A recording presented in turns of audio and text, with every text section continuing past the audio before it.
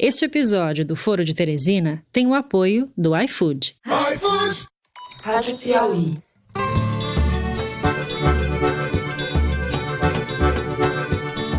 Olá, está começando mais um Foro de Teresina, o podcast de política da revista Piauí. Cheguei aqui pelo voto, os senhores chegaram por indicação de um presidente da República e eu peço a Deus que me ilumine quando a oportunidade se fizer presente de indicar alguém que possa realmente cooperar com esta casa. Hoje, no episódio 120, vejam só, eu continuo sendo Fernando de Barros e Silva, tenho o prazer de conversar mais uma vez com os meus amigos José Roberto de Toledo. Opa, Toledo. Opa, Fernando. Malu Gaspar. Fala, Malu. Oi, gente. E aí? O governo vai pagar tudo. Agora, ele tem que examinar quando há despesas crescendo explosivamente. Agora, é natural que se nós estamos querendo respeitar tetos, que nós temos que passar uma lupa em todos os gastos. E Bernardo Esteves, ainda nas alterosas, Bernardo. Alô, pessoal. Bom dia, Fernando. Invasões diárias, aterramento de margens, porque você cria uma legislação excessivamente restritiva que asfixia completamente os setores econômicos, o imobiliário, mas não só.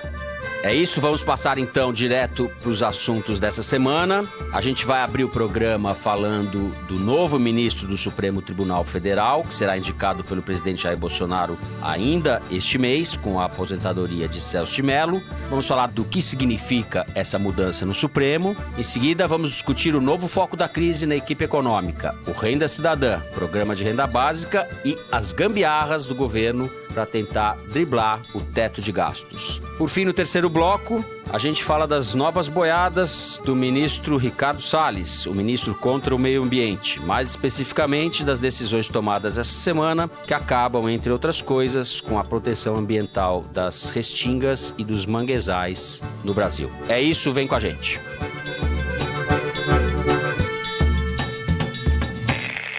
Muito bem, o ministro do Supremo, Celso de Mello, que iria se aposentar no dia 1º de novembro, quando completa 75 anos, anunciou que por razões médicas vai antecipar a sua aposentadoria para o dia 13 de outubro, ou seja, daqui a menos de 2 semanas. E isso deflagrou uma disputa nos bastidores pela indicação do novo ministro do Supremo. O nome que lidera a Bolsa de Apostas é o desembargador Cássio Nunes. Ele é do Tribunal Regional Federal da Primeira Região. É piauiense, não tem nada a ver conosco, até onde eu saiba. Toledo, o piauiense vai levar esse negócio? O que significa essa possível nomeação, se é que você está apostando que ela vai se confirmar?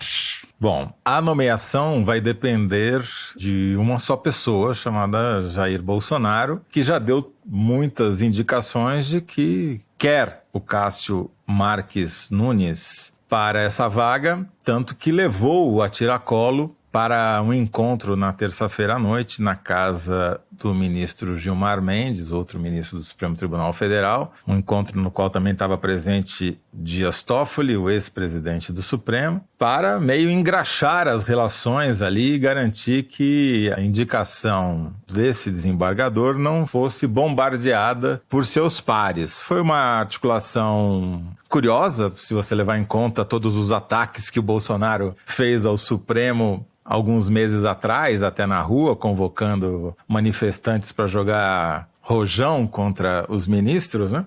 Mas a gente precisa dizer quem é esse Cássio Marques Nunes. O Cássio Marques Nunes não é um juiz de carreira, ele é um advogado que entrou para o judiciário como grande parte dos juízes de segunda instância entram, pela cota da OAB, da Ordem dos Advogados do Brasil. E como toda nomeação para tribunais regionais federais, a nomeação de advogados é fruto de uma articulação política. Quer dizer, isso é para quem gosta de achar que o judiciário é composto por um monte de vestais de olho vendado que abominam a política. O TRF é um órgão do judiciário que é essencialmente fruto de articulações políticas. Bom, Cássio Nunes Marques, ou Cássio Marques, ou Cássio Nunes, esse nome ainda não está decidido como é que ele vai ser abreviado, tá certo? Ele é um cara que chegou no judiciário através de uma articulação política, foi nomeado pela Dilma Rousseff, mas não porque ele fosse petista ou porque ele fosse esquerdista, longe disso. Ele foi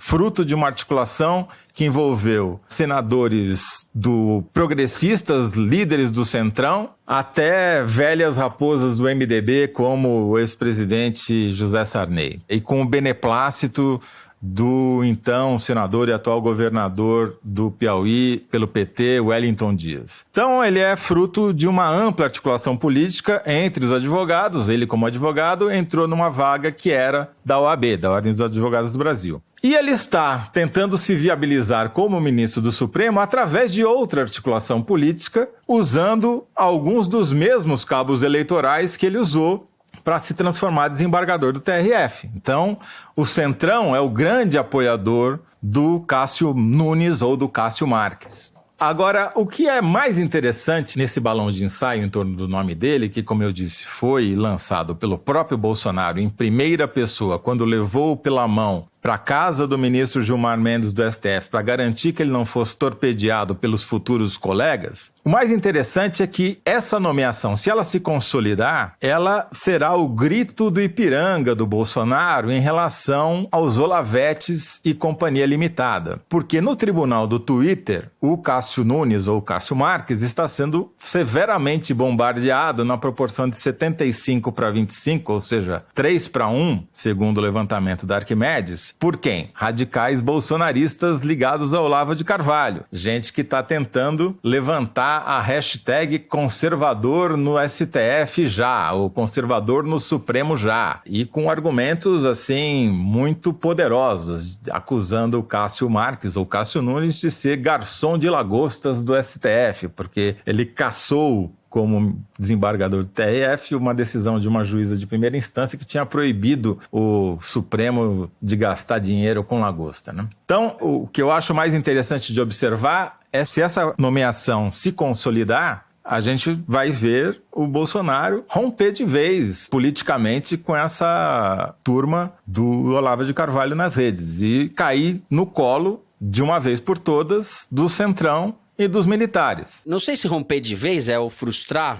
O Bolsonaro deve estar fazendo esse cálculo. Isso já está no preço dessa nova encarnação dele aí, né? De amigo do Centrão. Mas ele estará provando que essa turma é uma malta virtual que não serve para nada. Essa turma pode soltar, resolver o problema do Flávio Bolsonaro? Simples assim. Essa galera não resolve nada pro Flávio Bolsonaro nem pro Bolsonaro. Quem resolve é quem tá em voto, né?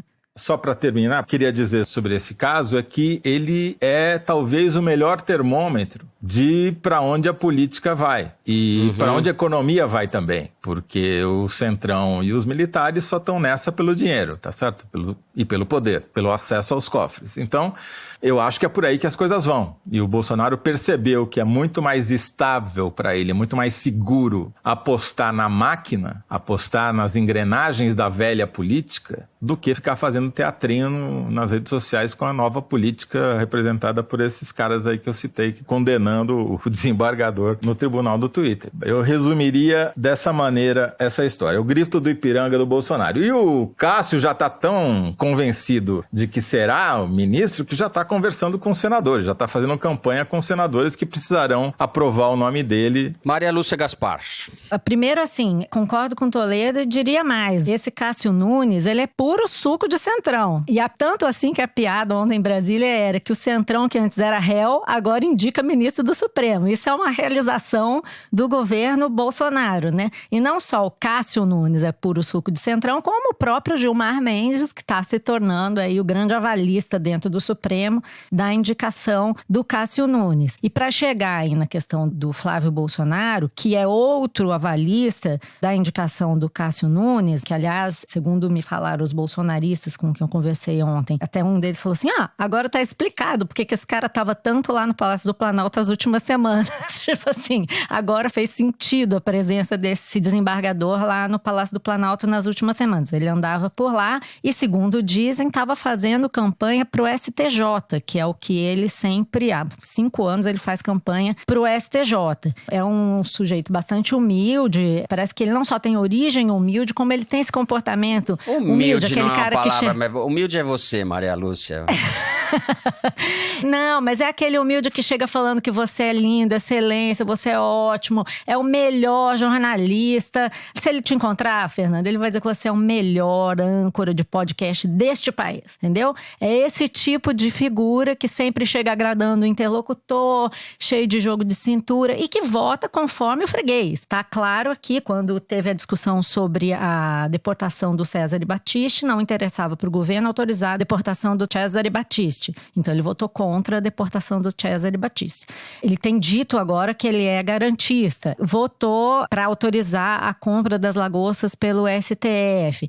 Ele é amigo do senador Ciro Nogueira, do PP do Piauí, que é réu da Lava Jato, conta com o aval do Flávio Bolsonaro e na conversa lá na casa do Gilmar Mendes, o pouco que se sabe é que ele expressou toda a sua fé garantista, que é uma palavra usada agora ultimamente para dizer que o juiz, na dúvida, sempre vota pró-réu. E nesse caso, o réu bem específico, né? Que é o réu de colarinho branco, vamos dizer assim. Então, não é pouco significativo que o presidente da República tenha levado esse Cássio Nunes à casa do Gilmar Mendes para tomar essa bênção aí desse ministro, que também é poderoso no Supremo desde muito antes, e dizer para ele mais ou menos o seguinte: olha aqui, Cássio, essa aqui é a sua turma, esses são seus novos amigos, Gilmar Mendes, Toffoli, Davi Alcolumbre, e a discussão toda se dá em torno das questões que realmente importam ao presidente no momento. Qual é a principal delas? O Celso de Mello está se aposentando e vai deixar para o Supremo um inquérito que apura se o Bolsonaro tentou ou não, e se interferiu ou não na Polícia Federal. Essa aposentadoria do Celso de Mello antecipada em alguns dias, né, não é uma antecipação muito grande, 15 mas dias.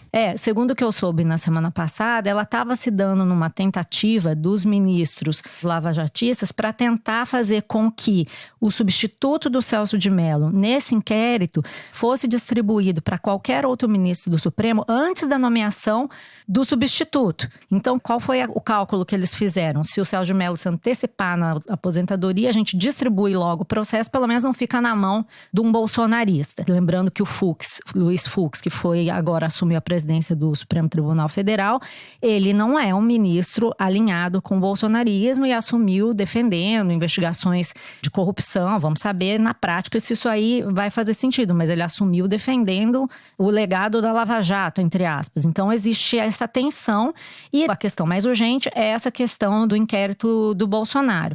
Então, assim, o Cássio Nunes vai precisar passar por essa sabatina no Senado, como o Toledo falou. Como é que era a coisa do Fux? In Fux we trust? É isso? In Fux we trust. Então tem uma divisão clara ali, né, no Supremo sobre quem está de qual lado. E o próprio Fux estava tentando emplacar um ministro, né? Ele teve eu acho que é uma ilusão política achar que o Fux ia conseguir emplacar um ministro do Supremo, porque o Bolsonaro ia indicar um ministro indicado pelo Fux, mas ele estava fazendo campanha pelo ministro Luiz Felipe Salomão do STJ. Eu acho que está praticamente decidido que seria esse Cássio, até porque os outros ministros, Gilmar, Toffoli, que são quem interessa realmente para o Bolsonaro, receberam bem essa indicação. E o Gilmar, apesar de vez em quando soltar uma bravata aí para agradar a galera contra o Bolsonaro, dizendo que o Bolsonaro é genocida e tal, na verdade ele atua na prática pelo que o Bolsonaro precisa. Na prática, ele é centrão. Gilmar Mendes é adepto do Raul Seixas, a metamorfose ambulante. Para se manter no poder, você tem que mudar sempre, né? O centrão é isso. Vem desde o Sarney, atuou no governo Fernando Henrique, não chamava centrão, mas sempre foram essas pessoas. Ricardo Barros era um líder importante no Congresso em 2000 e tanto. Ele Gilmar tem 6 Mendes, mandatos. que fez aquela, desculpa, Malu, mas só para lembrar, ele impediu que o Lula fosse nomeado ministro da Casa Civil da Dilma, depois caiu nas graças dos petistas quando enfrentou a Lava Jato, e agora aqui está servindo de... Ele serve a si próprio. Anfitrião do rapaz aí que vai pro STF. Isso, o Gilmar Mendes, que não cassou, por exemplo, a chapa Dilma Temer para poder permitir que o Temer ficasse na presidência. Então ali não tem nada fortuito, não tem nada casual e também não tem nada ideológico, né? A questão ali é servir ao freguês da vez. E o Cássio Nunes, ao que tudo indica, se mostra bastante aplicado nessa lição. Então, por isso que eu acho que não tem por que o Bolsonaro não querer indicar o Cássio Nunes, até porque quando você lê o noticiário hoje, muita gente, vários jornalistas dizendo que o Cássio Nunes é um desembargador muito bom, ele tem muita produtividade, ele é ótimo, os advogados gostaram dele. Então tá tudo certo, vamos combinar, os advogados estão em festa, como diria Augusto Aras, os amigos do Augusto Aras, a advocacia está em festa, os ministros estão em festa, o Centrão está em festa, e assim nós vamos com o Centrão nomeando juiz ao invés de estar na posição de réu.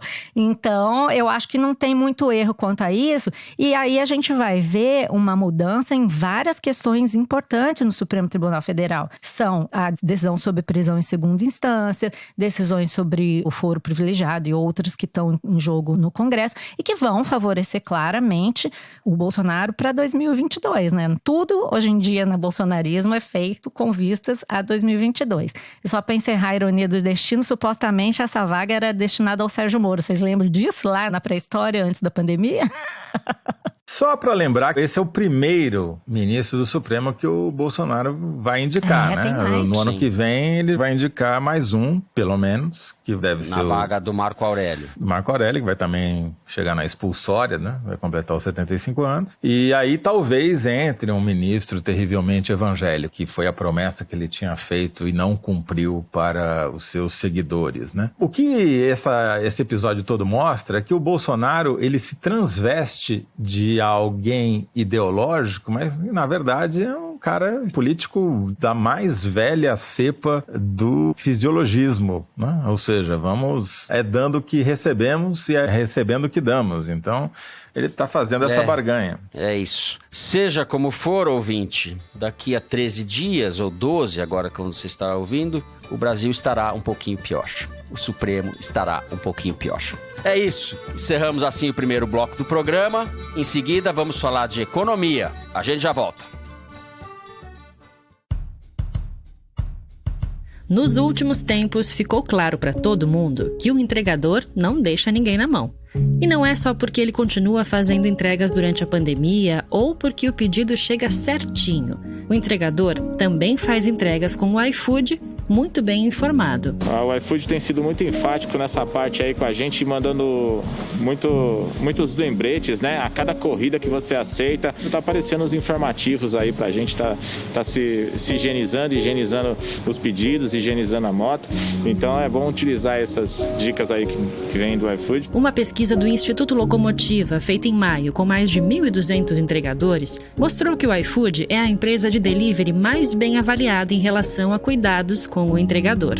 Olha, sinceramente, sobre a pandemia, a gente está muito bem orientado, porque a empresa iFood, ela está informando praticamente 24 horas para a gente, que está sendo muito importante. O iFood está com a cozinha aberta para você saber mais sobre como o maior app de entregas do país valoriza e apoia seus parceiros. Acesse ifood.com.br/institucional.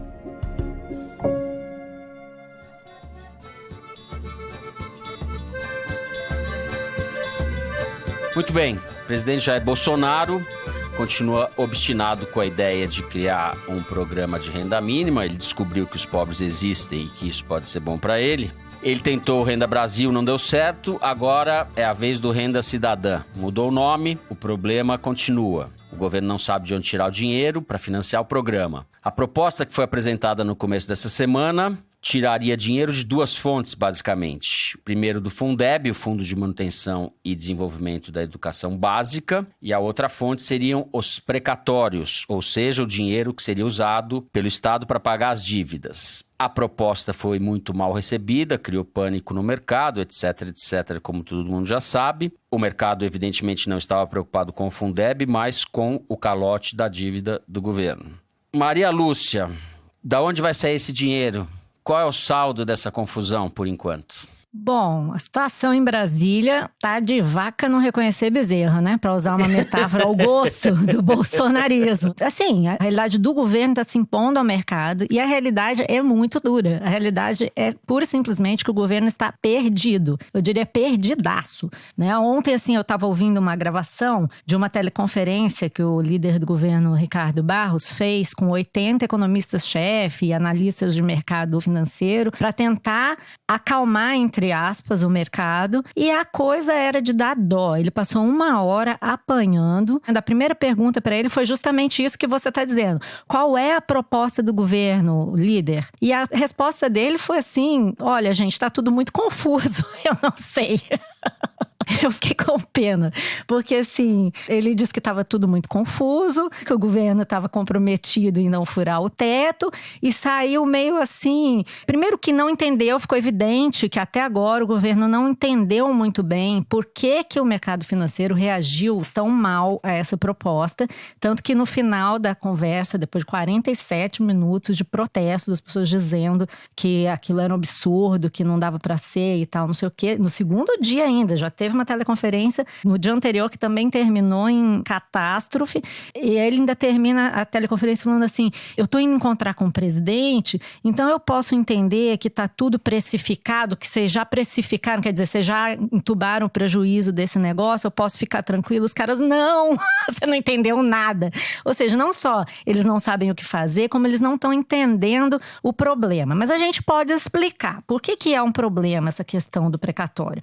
Primeiro porque precatório é uma dívida judicial que se dá depois que alguém, um cidadão, uma empresa, nesse caso dos precatórios do governo, muita coisa é de cidadão comum que pediu uma indenização, que perdeu alguma coisa com o plano econômico, que tem algum problema na aposentadoria, ganha uma ação judicial, em última instância, definitivo, transita em julgado e agora o governo tem que pagar. Por lei, o precatório é obrigatório, o governo não pode dizer que não vai pagar. Se ele não pagar hoje, ele tem que pagar amanhã, ele tem que pagar nem que seja o precatório do tempo da Princesa Isabel. E esse problema é um problema sério porque vem crescendo a quantidade de precatórios que cai na conta do governo. Realmente é uma questão preocupante porque de anos para cá, o governo Temer para cá, a quantidade de precatórios que era de 13 bilhões de reais por ano virou 50 bilhões. É um Bolsa Família em precatórios que o governo tem que pagar. O governo federal acumulou, tem para o ano que vem, tinha que incluir no orçamento, todo mês de julho eles recebem do judiciário a quantidade de precatórios que estão lá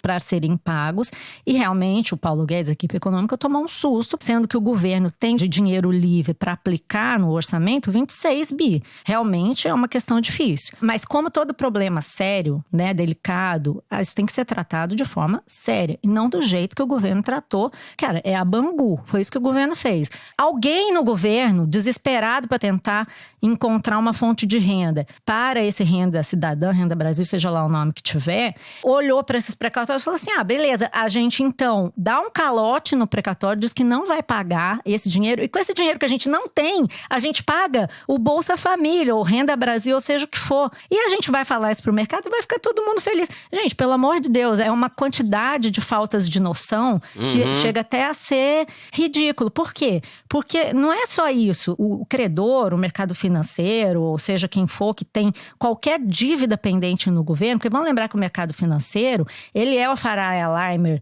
de sapatênis e patinete na Faria Lima, mas ele é todo mundo que tem fundo de pensão, o funcionário de estatal que paga o fundo de pensão, ele é todo mundo que tem um VGBL, ele é todo mundo que consegue guardar algum dinheiro, é uma classe média em diante. Então, é o dinheiro dessa galera que está em jogo. Enfim, o que eles estão dizendo? Que vão dar um calote mesmo e pronto. O cara do mercado financeiro fala assim, se numa despesa que por lei você tem que pagar, o governo está na cara de pau, dizendo que não vai pagar, imagina as outras que não são obrigatórias. Além de tudo, realmente significa furar o teto de gastos. Furar o teto de gastos significa endividar mais o governo. Então essa é uma preocupação pertinente, mas eu acho que o problema principal é que quando você sugere um negócio desse, que tem um nome só, aliás, 2, calote e pedalada, são essas duas coisas que o governo propôs para o mercado.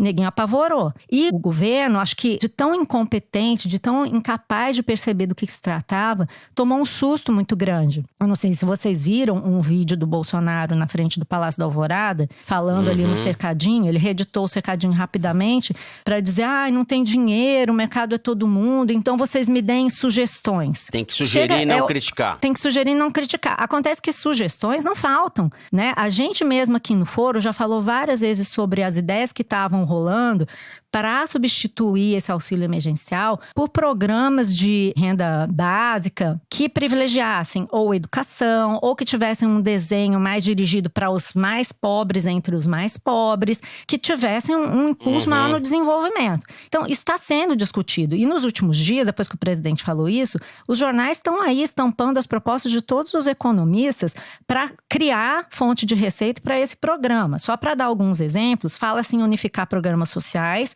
fala-se em expandir, por exemplo, a reforma administrativa para atingir os servidores de salários mais elevados, para congelar valor de benefício previdenciário para rendas mais elevadas. Tem a questão da desoneração da folha de pagamento, que poderia render 8 bilhões de reais. Mas qual que é a verdade? São todas propostas muito difíceis. Todos esses setores que a gente está falando, eles têm lobby. E o presidente Bolsonaro, ele quer, já falei isso no outro programa, vou falar de novo, ele quer tirar a meia sem tirar o sapato. Não dá para você tomar uma decisão difícil sem desagradar pessoas. Então, assim, você tem o Centrão lá, que realmente está trabalhando pelo presidente, mas você tem na cabeça, tendo ideias sobre como criar esse negócio, basicamente pessoas que não têm competência para tal. A verdade é essa. E depois que nasce o filho feio não tem pai. O Paulo Guedes, ao invés de se preocupar em como que vai resolver o problema, passou os últimos dias acusando os outros de serem os autores da besteira. E no final, o que a gente vê é esse retrato do Ricardo Barros na teleconferência, indo tomar porrada de analista de mercado sem ter nada para dizer. E o prazo para fechar o orçamento está se aproximando. Então, eu posso fazer uma aposta aqui para vocês. O presidente quer porque quer esse renda cidadã. Com essa confusão toda, se colocou um super bode na sala, que é essa coisa do precatório, que assustou todo mundo. E, ao final, vai se produzir uma solução de gambiarra, que certamente vai furar o teto de gasto, porque ninguém nesse governo tem competência para fazer nada mais sofisticado do que isso, e o mercado vai entubar. Isso é um cenário benigno. O maligno é terminar o ano desse jeito, e o Paulo Guedes certamente saiu desse episódio, se é porque era possível isso, menor ainda do que ele entrou, porque não só ele não entrega nada, como ele tumultua, né? Ainda arrumou uma briga com o Rodrigo Maia, dizendo que o Rodrigo Maia interditava o debate das privatizações. O Rodrigo Maia respondeu dizendo que ele era desequilibrado. Bom, Toledo. Eu queria prestar solidariedade aos meus amigos da Faria Lima, porque eles acreditaram no que o Paulo Guedes prometeu, que precisamente nessa data, 3 meses atrás, ele prometeu que o Brasil estaria numa recuperação em V, e ia surpreender o mundo. Então eu queria me solidarizar, eu tenho muitos amigos ali na Faria Lima, então minha solidariedade a vocês que acreditaram no Paulo Guedes, que acharam que ele estava falando sério. A realidade, 3 meses depois, qual que é? O Brasil perdeu 7,2 milhões de postos de trabalho, está com a taxa de desemprego de 13,8%, 13 milhões de pessoas sem ocupação, e popularidade do Bolsonaro, incrivelmente, está nos 40%. Mantém-se ali. Como isso é possível? Saiu quarta uma pesquisa do Data Poder 360, confirma o que o Ibope já tinha dado, está nessa faixa de aprovação aí do Bolsonaro, na faixa dos 40%. Mas o que é mais interessante nessa pesquisa, que também já aparecia do Ibope, mas aqui é ainda mais óbvio, é quem mais aprova o Bolsonaro. Você vai dizer, bom, os desempregados vão ser, ou aqueles que vivem de bico, devem ser os que mais rejeitam, mas é justamente o contrário. Entre quem está desempregado ou não tem uma renda fixa, que é quase metade da população economicamente ativa, ou nesse caso inativa também, 46% acham o governo ótimo e bom e só 18% acham ruim e péssimo. Quem está crítico ao Bolsonaro é quem está empregado e tem renda. Porque justamente essa metade que está desempregado ou não tem renda fixa, que recebeu os R$600 e agora continua recebendo R$300 até o final do ano. E é o público que o Bolsonaro precisa a todo e qualquer custo, literalmente, manter feliz. Fidelizar, como diz o mercado, né, Zé? É a clientela que ele está visando, é o público-alvo dele. Então, essas pessoas que dependem do Estado para sobreviver, graças a esse auxílio que foi extremamente necessário e que o Bolsonaro, a princípio, era contra, mas depois percebeu que é a sua única chance de sobrevivência política, ele vai ter que manter isso de qualquer jeito. Ou vai ser dando calote, ou vai ser tirando dinheiro da educação, cortando verba do Fundeb, ou vai ser aumentando o imposto, ou vai ser criando um novo imposto, como a CPMF, alguma coisa ele vai fazer. E o Paulo Guedes, nessa história toda, ele não é agente, ele não é sujeito. O Paulo Guedes é o fim da frase. Ele é o cara que ficou pelo caminho, ele virou meme. O Paulo Guedes hoje é um meme. Ele tem 90% das menções a ele no Twitter deixaram de ser sérias. É só piada, é só sacanagem. O Paulo Guedes é o cachorro que caiu da mudança. Ele não apita mais absolutamente nada. As únicas pessoas que defendem o Paulo Guedes são as vozes jovens e renovadoras da imprensa, no caso Alexandre Garcia e Rodrigo Constantino. Né? Eu estava assim, jovem.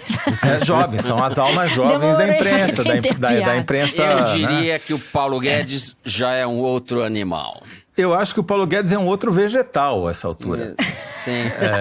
Porque nem animal mais ele já perdeu, quase virando um mineral, né? A pedra no meio do caminho. Exato. O Paulo Guedes acabou, ele virou uma piada ambulante. O problema todo é que a gente está numa situação terrível do ponto de vista econômico. Você teve 25% de perda de renda dos trabalhadores, você tem 7 milhões a menos de vagas e a locomotiva está desgovernada, porque não tem maquinista. A única preocupação do presidente da República é perpetuar o auxílio para esse público novo eleitorado que ele descobriu. E ele vai fazer a gambiarra que for para manter isso.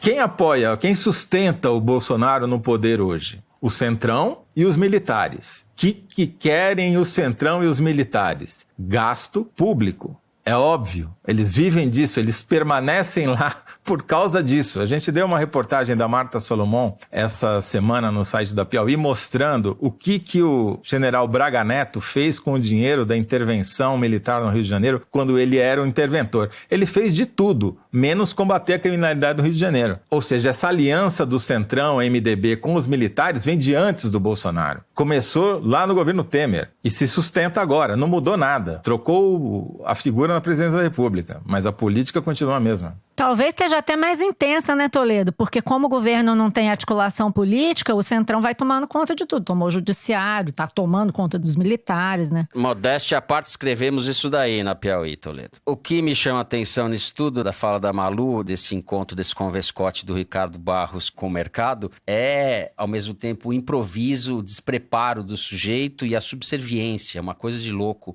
Como as políticas são decididas no Brasil, né? Ele quer agradar essa turma e quer, ao mesmo tempo, continuar fazendo distribuição de cesta básica embaixo. Mas se ele soubesse o que fazer, talvez fosse mais fácil, né? Ele não tem a menor ideia do que ele faz. Ele fica olhando em volta e procurando alguém que ofereça para ele uma solução. Isso não é governar, né? Vamos combinar? Isso não é dirigir um programa do nível do Foro de Teresina.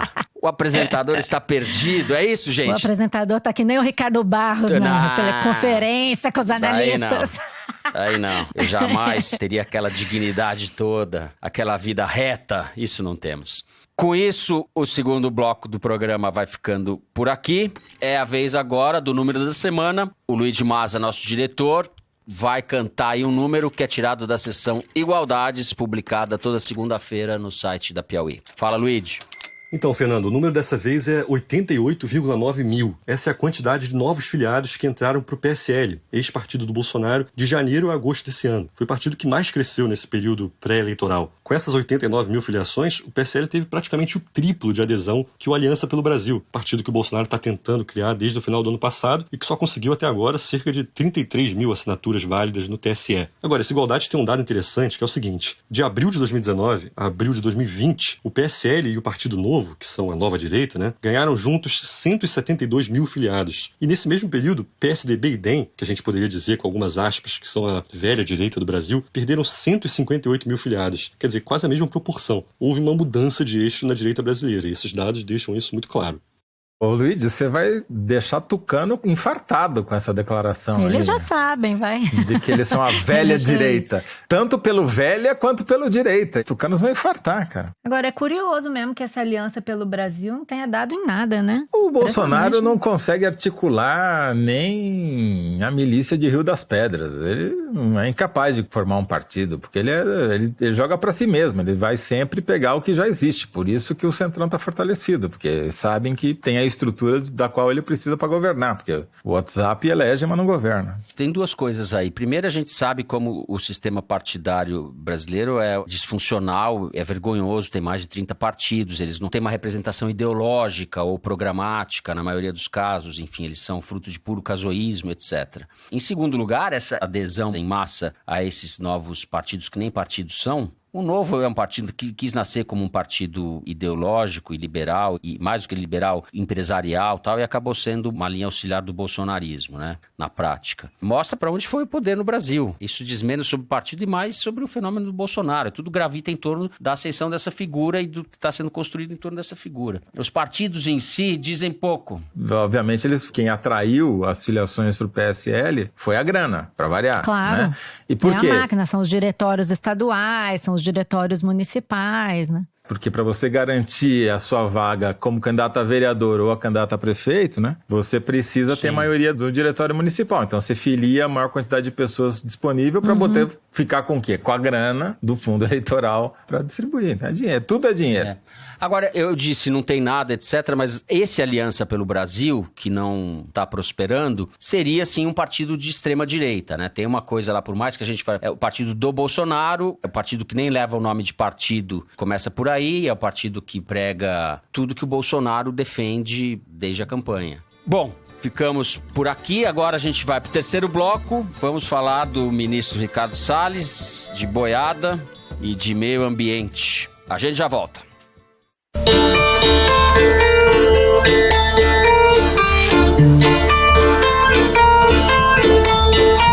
Diz na ficha militar, 1,83 m, branco, olhos azuis. Nos arquivos da Câmara, que já passou por 5 partidos. Na biografia oficial, que destacou-se na defesa dos valores cristãos e da família. Mas nada disso me explica quem realmente é Jair Bolsonaro. Se você também quer saber, ouça Retrato Narrado, série original do Spotify e da revista Piauí, produzida pela Rádio Novelo, que conta a história de personalidades de relevo. A primeira delas é o presidente. 6 episódios às quartas, grátis no Spotify.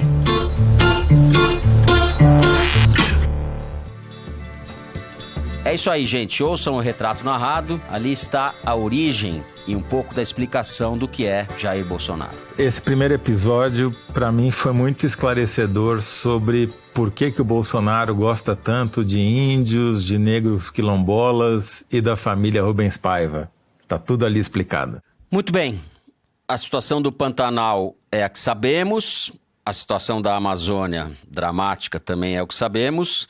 Mas o ministro Ricardo Salles não está satisfeito, Bernardo Esteves. Nessa segunda-feira, enquanto Bolsonaro anunciava o Renda Cidadã, o CONAMA, que é o Conselho Nacional do Meio Ambiente, órgão presidido pelo Ricardo Salles, derrubou 4 resoluções que tratavam da preservação ambiental. 2 causaram especial preocupação. Uma é a resolução que trata da proteção das áreas em torno de reservatórios de água e a outra, a resolução que protege os manguezais e as faixas de restinga no litoral brasileiro. Na terça-feira, a Justiça Federal do Rio suspendeu a decisão do CONAMA temporariamente, ou seja, o assunto está sub júdice. De qualquer forma, a sinalização do governo e do Ricardo Salles especificamente é bem clara, né, Bernardo? Qual é o significado desse capítulo da passagem da boiada, digamos assim? Fernando, a gente viu aí o Salles pego em flagrante, né, com a boiada a caminho da porteira, né? E a gente não pode nem dizer que isso é surpreendente. Isso é exatamente o que ele tinha dito que faria naquela reunião ministerial fatídica de 22 de abril. E dessa vez ele caprichou no tamanho da boiada. Tem ambientalista dizendo que esse foi o maior ataque ambiental já feito pelo governo Bolsonaro E olha que não foram poucos nesse ano e 9 meses, né, de gestão ambiental. Isso foi o que registrou nossa colega Daniela Chiaretti no Valor Econômico. Agora, o CONAMA, esse conselho onde foram aprovadas essas resoluções que depois a Justiça do Rio barrou, é um conselho que reúne representantes do governo federal, dos estados, dos municípios, da sociedade civil e da iniciativa privada. E é um conselho que define normas ambientais e regras para o licenciamento ambiental que depois tem que ser seguidas. E é o conselho que foi desfigurado ou reconfigurado no governo Bolsonaro, né? Isso, não é coincidência. Quem acompanha a área vai lembrar que no final de maio do ano passado, Salles baixou uma portaria para mudar a estrutura do CONAMA. A pretexto de enxugar a estrutura do conselho e poupar recursos, ele esvaziou a participação da sociedade civil. Antes, a sociedade civil tinha 22 assentos num colegiado de 96 membros. Depois da reformulação, ela passou a ter apenas 4 assentos num conselho de 23 membros, presidido pelo Salles, que é um dos 23. O governo passou a ter 41% dos assentos. Antes, ele tinha 29%. E, além de tudo, agora os representantes da sociedade civil são sorteados e não mais eleitos como eles eram antes, e tem uma mandato de apenas 1 ano, quer dizer, as pessoas chegam lá, não dá nem tempo de se aclimatar e começar a se articular e já tem que ser trocados. E aí o Salles, como ministro do Meio Ambiente, ele é o presidente do CONAMA. E nessa condição ele divulgou só na sexta-feira passada a pauta da reunião, que ia acontecer 3 dias antes. Quer dizer, não é uma atitude de quem quer dar visibilidade para essa discussão, né, aparentemente. Eu te pergunto, Fernando, a quem você acha que interessa afrouxar a proteção sobre essas áreas de mangue e de restinga? Isso atende aos interesses da especulação imobiliária, de gente que quer erguer grandes complexos turísticos naquelas áreas e fazer dinheiro às custas da piora da qualidade de vida da população toda. Essas resoluções que o CONAMA aprovou e que depois foram barradas pela Justiça, elas ferem o direito que a gente tem, está registrado na Constituição, a um meio ambiente ecologicamente equilibrado, artigo 225. E fere também, a gente tem no direito ambiental, o princípio do não retrocesso, que diz que a gente não pode voltar atrás em proteções que já existem para o meio ambiente. E claramente é o que a gente tinha nesse caso. Isso porque alguns danos ambientais podem ser irreversíveis. Tem ecossistemas que você não recupera depois que passa de um determinado ponto de degradação. As espécies extintas não voltam a existir depois que você volta a eleger um governo comprometido com o meio ambiente. Então a gente tem que ficar de olho nesses retrocessos que o governo está promovendo. E para a gente colocar isso tudo em contexto, é sempre bom lembrar que poucos dias antes da posse do Bolsonaro, o ministro Ricardo Salles foi condenado em primeira instância por improbidade administrativa, quando ele era justamente secretário do Meio Ambiente do Estado de São Paulo.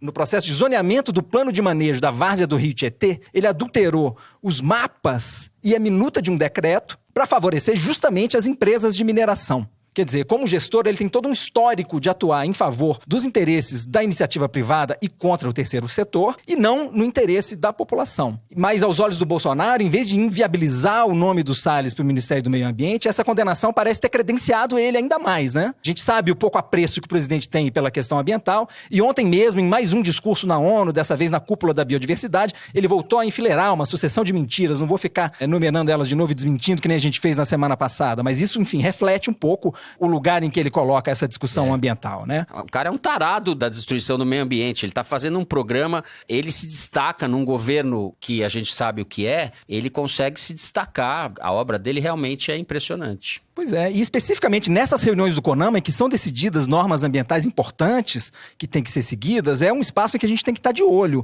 né? Assim, desde o começo ele vem mostrando em que time que ele está jogando. Ele já teve ocasião, por exemplo, de fazer passar normas mais restritivas para a poluição de motocicletas, por exemplo. Mas em vez disso ele preferiu se alinhar aos fabricantes. Quer dizer, não é um ministro que está ali agindo pelo interesse da sociedade, pelo interesse de um meio ambiente ecologicamente equilibrado, que é o que manda a Constituição. Agora, alguém pode alegar que a Justiça barrou as resoluções do CONAMA e que as instituições estão funcionando. Mas não dá pra gente contar com o judiciário para frear cada boiada que o Salles quiser passar, né, Fernando? Até porque, vamos admitir, se o direito constitucional ao meio ambiente ecologicamente equilibrado tivesse prevalecido até aqui, o Salles não continuava à frente do Ministério. O Ricardo Salles é o cara que quer ladrilhar a Amazônia, quer aterrar o mangue e quer transformar o Pantanal num deserto, né? Basicamente é isso. Mas ele é um cara muito competente. Talvez ele seja o ministro mais competente desse governo, para fazer o mal. Mas ele é muito competente, ele tem foco, ele sabe quem são os seus aliados, ele sabe o que ele quer fazer, sabe como fazer e, enfim. Quem sabe, né, quando ele deixar esse governo, ele terá o mesmo destino que teve quando deixou o governo Alckmin, que foi, aliás, quem o pariu, né? Quem sabe ele seja condenado pelos seus atos. Ele está sendo investigado, né, por enriquecimento ilícito, né? Existe uma investigação, o sigilo dele foi quebrado. Tem duas questões, né? O julgamento de segunda instância dessa ação de quando ele era secretário do Meio Ambiente ainda vai acontecer. E ele está sendo, de novo, denunciado por improbidade administrativa, agora como ministro, né? Pelo Ministério Público Federal. Que é aquela ação sobre as nomeações e o desmonte do IBAMA, quando ele tirou todos os superintendentes e deixou a estrutura de fiscalização acéfala, né? É isso. Enquanto isso, né, o Pantanal continua queimando. Quer dizer, é impressionante as prioridades do ministro, né? A gente está publicando essa semana, na verdade desde a semana passada, na Piauí, uma espécie de diário, depoimentos de um biólogo, Hugo Fernandes, que está numa expedição percorrendo o Pantanal de sul a norte, e ele vai narrando a cada lugar onde o aviãozinho da expedição para, ele vai narrando as cenas que ele está encontrando. Ele já passou pelo Parque das Onças. No penúltimo depoimento ele falou que tinha chegado ao inferno, porque é a região que está queimando mais agora. E no que foi publicado nessa quinta-feira, o depoimento é muito dramático, porque ele narra que chegou numa lagoa seca, que até muito pouco tempo tinha água, e a cena que ele viu foi o que ele descreveu como de um filme apocalíptico. Tinha centenas de animais mortos. E aí, para pelo menos ter um final feliz, eles conseguiram encontrar uma sucuri amarela viva e fizeram um resgate da sucuri e conseguiram jogá-la no Rio São Lourenço. O que está acontecendo lá no Pantanal qualquer adjetivo que a gente use aqui vai ser pouco para descrever. Só comentar que, apesar dessa situação periclitante aí, uma coisa que a gente tem que considerar é que esse combate do Brasil ao meio ambiente, do governo brasileiro ao meio ambiente, virou um assunto global, né? Então, apesar de parecer que o governo está avançando mais casos, vai haver um embate cada vez maior aí em relação à questão ambiental, haja vista a importância que a Amazônia ganhou no cenário mundial, não só para investimentos, mas como também político, né? A gente viu no debate, só para dar esse exemplo, o debate americano, Trump versus Biden, debate eleitoral para a presidência dos Estados Unidos, o Brasil virou um assunto, né? Foi um dos poucos países que foi, acho que o único país que foi mencionado no debate, e justamente na questão ambiental. Isso virou, eu não sei nem dizer se isso é bom ou ruim, porque vai depender de quem ganhar a eleição, né? De que forma isso vai se desenrolar. Mas não é um tema lateral, entendeu? Virou um tema, eu acho que é importante a gente notar que vai ser cada vez mais um tema relevante. Só para completar a informação, o Biden colocou como proposta, se ele ganhar a eleição, começar imediatamente a organizar o hemisfério ocidental, imagino que ele tenha querido dizer isso, e o mundo para fazer alguma coisa como oferecer 20 bilhões de dólares para a Amazônia, para o Brasil não queimar mais a Amazônia. Obviamente é uma lógica meio gringa, assim, uma coisa que não é bem assim que a banda toca, mas de qualquer maneira mostra o tamanho que essa questão está ganhando para o mundo e provavelmente vai ter repercussão aqui também, dependendo do resultado das eleições americanas. O meio ambiente virou uma espécie de cartão de visitas ou de exemplo concentrado do significado do governo Bolsonaro, né? É onde essa política ou esse vetor está mais claramente configurado, né? Está mais claramente as realizações, e o que o Bernardo disse no começo da fala dele. Todos os especialistas, os cientistas, as pessoas que estudam o assunto, discutem quanto isso vai ser reversível ou é irreversível, né? E cada vez mais a gente tem a sensação de que a gente está chegando perto ou já chegou num ponto de irreversibilidade. É um pouco catastrofista esse pensamento todo? Mas ele está amparado em argumentos sólidos de gente que estuda isso há décadas, né? E agora parece que a ficha caiu. Caiu a ficha justamente no momento que a gente tem o governo mais predador da história do Brasil. Só que a questão é a seguinte, né? O governo Bolsonaro está tentando transformar essa questão da Amazônia numa questão de soberania nacional, né? Isso é ideologia pura, para encobrir a realidade. Não é uma causa da esquerda a questão da Amazônia. As lideranças mundiais, os grandes empresários do mundo, globalizados, etc., já perceberam que isso é importante. Então, o capital, o grande capital mundial, também já percebeu que a questão ambiental como um todo é importante.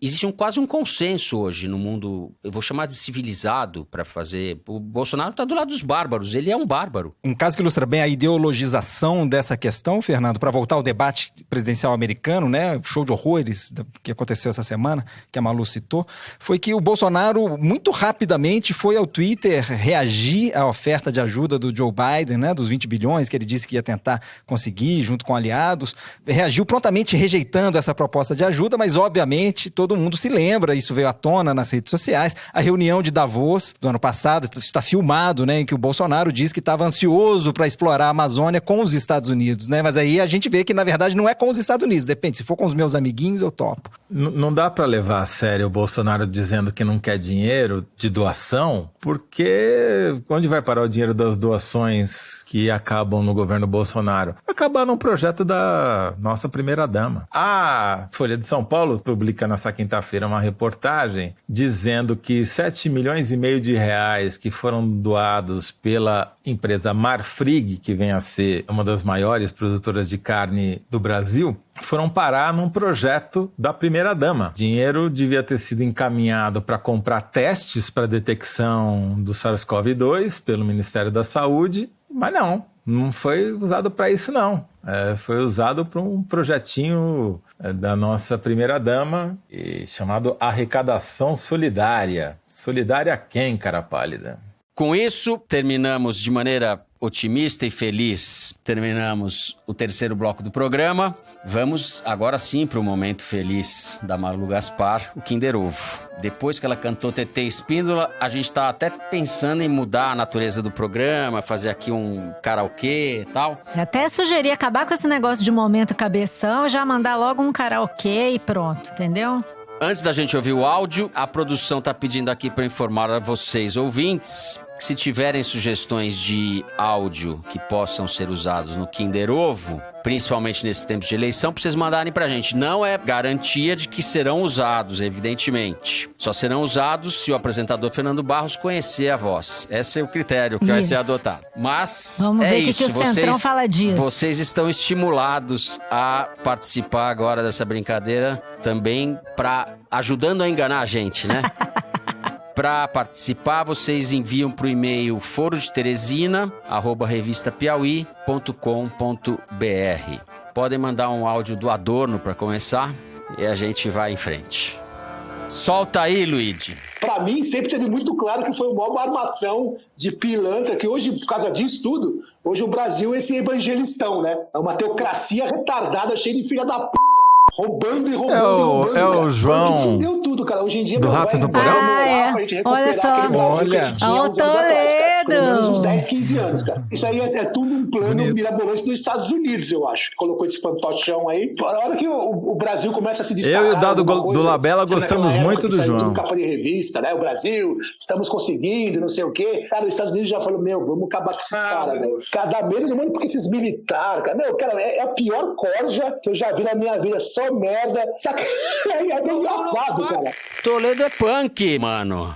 O Toledo, na hora, né? Assim, rolou uma identificação. Mas não adianta pedir que eu não vou cantar Ratos do Porão. Tem que cantar. Agora tem que cantar. É, de fato, João Gordo, da banda Ratos do Porão, em entrevista com Dinho Ouro Preto, no último dia 25, no canal de YouTube do João Gordo, chamado Panelaço.